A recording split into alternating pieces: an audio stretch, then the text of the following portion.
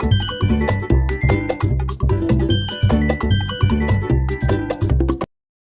Hello guys, welcome to my channel the Calcutta junction. আমি ঋত্বিক, আর আজকে আমি এসেছি দিল্লির ফেমাস হজ খাস ভিলেজে। তো এখানে কিন্তু তোমাদেরকে পুরো বিষয়টাই এরপরে বলবো ভয়েস ওভারে প্রপার ডিটেলসের সাথে, তাই জন্য বলবো কোনো স্কিপ করো না, স্কিপ না করে পুরো ভিডিওটা দেখো। আর কেমন লাগলো ভিডিওটা কমেন্ট করে জানিও, ভালো লাগলে কিন্তু লাইক করো। আর মেন কথা হচ্ছে, তোমরা যখন সাবস্ক্রাইব করো চ্যানেলটা, বেল আইকনটা প্রেস করে দিও, তাতে যখনই আমি কোনো ভিডিও ছাড়বো তোমাদের কাছে সেই নোটিফিকেশনটা পৌঁছে যাবে।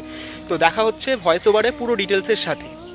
আজ আমরা চলে এসেছি দিল্লির এমন একটি জায়গায় যেখানে একদিকে প্রায় 700 বছরের ইতিহাস, আর অন্যদিকে আধুনিক ক্যাফে, আর্ট, লাইভ মিউজিক, সুন্দর লেক আর অসাধারণ পরিবেশ সব একসঙ্গে মিশে আছে।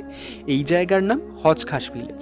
অনেকেই শুধু এটাকে ক্যাফে হাব হিসাবে চেনেন, কিন্তু সত্যি বলতে এই জায়গার ইতিহাস জানলে অবাক হতে হয়। আজ আমরা সেই গল্পটাই জানব।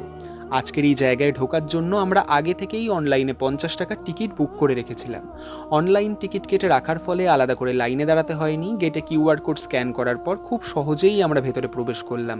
গেট পার হওয়ার সঙ্গে সঙ্গেই মনে হলো যেন কয়েক মিনিট আগেও যে ব্যস্ত দিল্লির রাস্তায় ছিলাম, সেখান থেকে হঠাৎ করেই কয়েকশো বছর পেছনে চলে এসেছি। চারদিকে পুরনো পাথরের স্থাপত্য, গাছের ছায়া, খোলা আকাশ আর এক অদ্ভুত নীরবতা। শহরের কোলাহল যেন হঠাৎ করেই কোথাও হারিয়ে গেল। বন্ধুরা, হজ খাস নামটার মধ্যেই লুকিয়ে আছে এর ইতিহাস। ফার্সি ভাষায় হজ শব্দের অর্থ জলাধার বা বড় ট্যাঙ্ক, আর খাস শব্দের অর্থ বিশেষ বা রাজকীয়। অর্থাৎ হজ খাস মানে রাজকীয় জলাধার।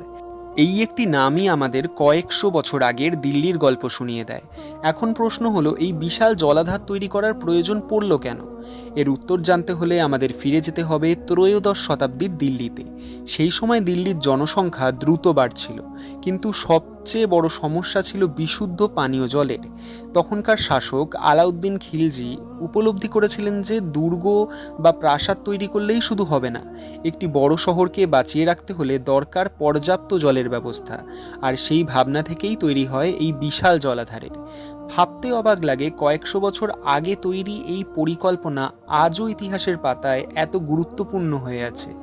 আজ আমরা যখন এই জায়গার চারিপাশে দাঁড়িয়ে চারপাশটা দেখি, তখন হয়তো শুধু ভাঙা দেওয়াল, পুরনো ইট আর পাথরের গঠন চোখে পড়ে, কিন্তু একটু কল্পনা করলেই মনে হয় যে একসময় এই পথ দিয়েই হেঁটে যেতেন সুলতানি আমলের মানুষ। এই জলাধার থেকেই সংগ্রহ করা হতো পানীয় জল, আর এই এলাকাই ছিল তৎকালীন দিল্লির অন্যতম গুরুত্বপূর্ণ কেন্দ্র। ভাবতেই গায়ে কাটা দেয়। আজকের ভিডিওতে আমরা শুধু একটা ট্যুরিস্ট স্পট দেখব না, আমরা জানবো কিভাবে জলাধার ধীরে ধীরে দিল্লির অন্যতম ঐতিহাসিক স্থানে পরিণত হলো, কেন আজ বিশ্বের নানা প্রান্ত থেকে মানুষ এখানে আসে, আর কিভাবে একই জায়গার ইতিহাস আর আধুনিক জীবন একসঙ্গে বেঁচে আছে। তো আজকে হজ খাস ভিলেজে আসার জন্য আমরা মেট্রো ধরে চলে এলাম গ্রিন পার্ক মেট্রো স্টেশনে। সেখান থেকে কিছুটা হেঁটে চলে এলাম হজ খাস ভিলেজে। আজ আমরা হজ খাস ভিলেজে যে ভাঙা দেওয়াল, পাথরের খিলান আর শতাব্দী প্রাচীন স্থাপত্য দেখছি, সেগুলো শুধু পুরনো ইট পাথর নয়, এগুলো দিল্লির মধ্যযুগীয় ইতিহাসের নীরব সাক্ষী। পরবর্তীকালে সুলতান ফিরোজ শাহ তুগলক এই জলাধারটির পুনর্নির্মাণ ও সংস্কার করেন। শুধু তাই নয়, তিনি এই এলাকার একটি বিশাল মাদ্রাসা, মসজিদ এবং নিজের সমাধি কমপ্লেক্স নির্মাণ করেন।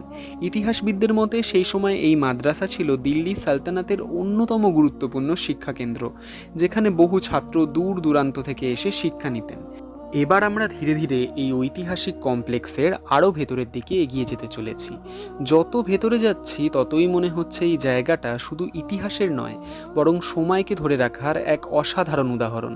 চারিদিকে ছড়িয়ে রয়েছে শতাব্দী প্রাচীন পাথরের খিলান, ভাঙা দেওয়াল আর উঁচু নিচু স্থাপত্যের ধ্বংসাবশেষ। আশ্চর্যের বিষয় হলো, এত বছর পরেও এই নির্মাণগুলোর নকশা এবং কারুকাজের অনেক অংশ আজও স্পষ্টভাবে চোখে পড়ে। প্রতিটি খোদাই যেন সেই সময়কার শিল্পীদের অসাধারণ দক্ষতার পরিচয় বহন করছে। সবচেয়ে ভালো লাগে, এখানে ইতিহাসকে নতুন করে রং করে সাজিয়ে তোলা হয়নি, বরং পুরনো রূপটাকেই যত্ন করে সংরক্ষণ করা হয়েছে।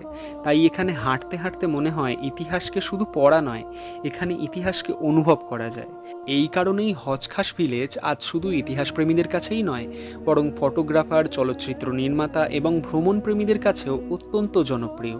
অনেক cinema, web series, music video এবং প্রি ওয়েডিং ফটোশ্যুটের জন্যেও এই জায়গাটিকে বেছে নেওয়া হয়, কারণ একই ফ্রেমে এখানে প্রকৃতি, ইতিহাস এবং স্থাপত্য তিনটেকেই একসাথে পাওয়া যায়।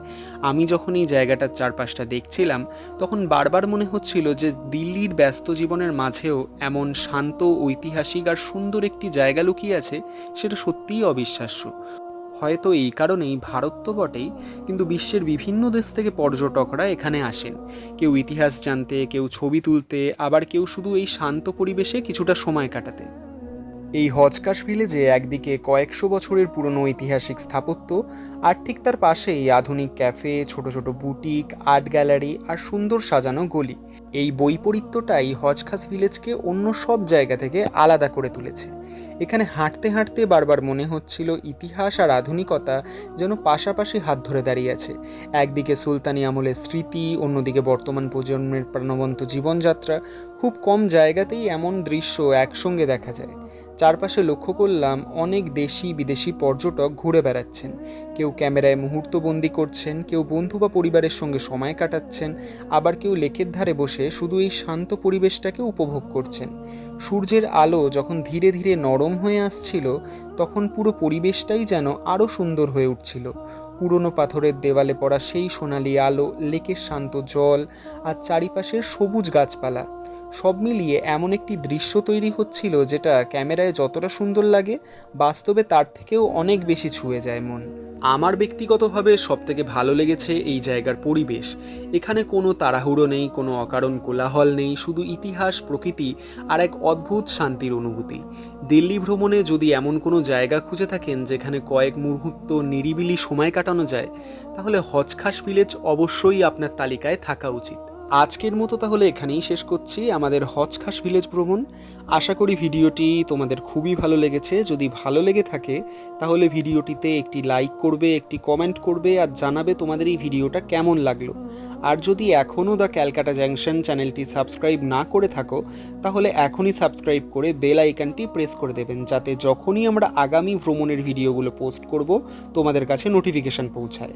আমি ঋত্বিক আজকের মতো এখান থেকেই বিদায় নিচ্ছি। পরবর্তী ব্লগ 13-এ আমরা ঘুরে দেখতে চলেছি হজখাসের আরও একটি অসাধারণ জায়গা, ডিয়ার পার্ক। সেখানে রয়েছে সবুজে ঘেরা বিশাল এলাকা, হরিণ, ময়ূর, বিভিন্ন পাখি এবং প্রকৃতির এক অন্যরকম সৌন্দর্য। ততক্ষণ পর্যন্ত সবাই ভালো থাকবেন, সুস্থ থাকবেন, আর দেখা হচ্ছে পরবর্তী ব্লগ 13-এ।